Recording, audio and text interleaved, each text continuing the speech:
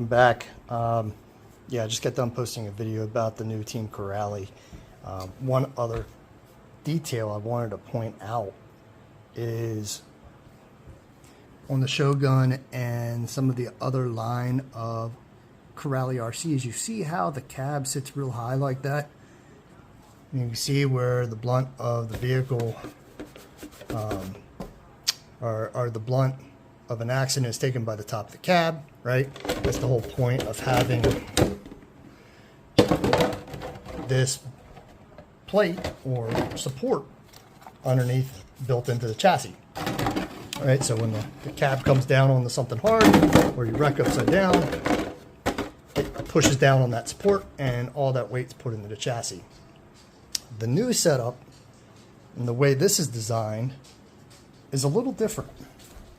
So if you look how that sits up high, this cab sits up fairly high on the new chassis on this vehicle, but the front suspension and the rear wing sit up just high enough that if we roll this car over, it barely makes contact right here. All the weight or the surface tension is going to be here and on the back of the wing. I don't know if that's a good thing or a bad thing yet. If I can put this back in here.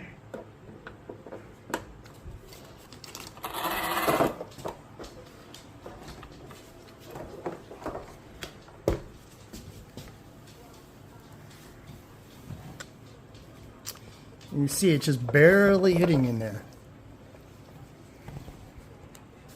Contact is on the front suspension brace and the rear wing.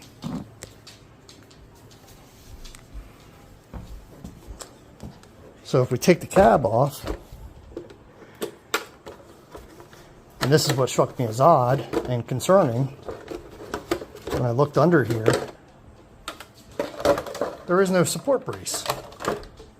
Like you see on the old ones, they had this tower mount system, right? The new one doesn't have anything. They've got this little plate, but that's not high enough to really do much at all.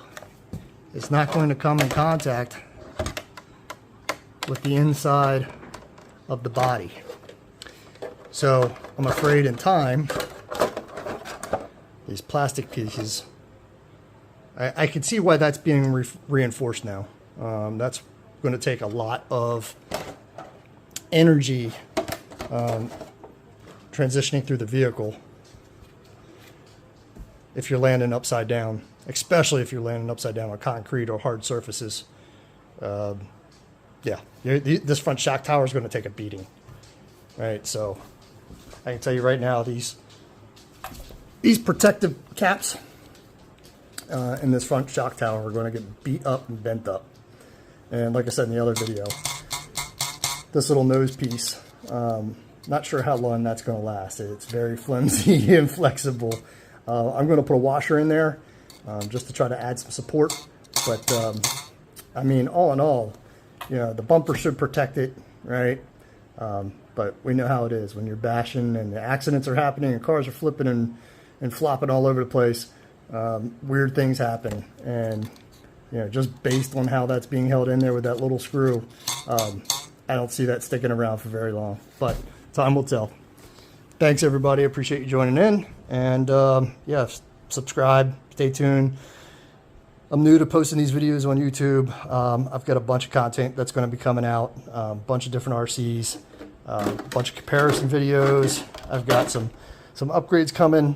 I'm going to be slapping a Castle system in this guy. We're going to be modding. We're going to have to cut out the frame. So, you know, the 1650, this is a 1520, can fit in there. Mama Monster X 8S is going to go in this guy.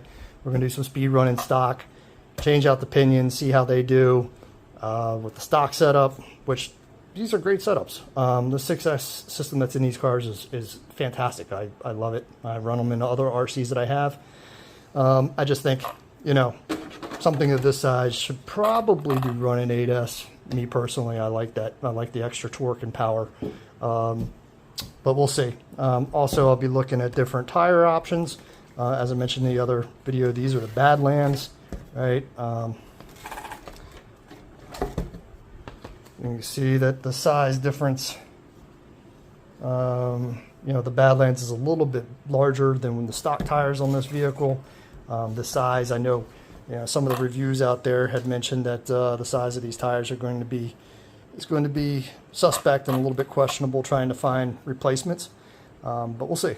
We'll see what happens. The Duratreks that are out there for the 4S line of vehicles, they're very close in size. Obviously, the width is different, but overall diameter, it's about spot on. And that's just what I had laying around right here. Throw up next to the car. Yeah, and then we'll be going over the radio, the receiver that came, radio and receiver system that came with this vehicle out of the box, ready to run.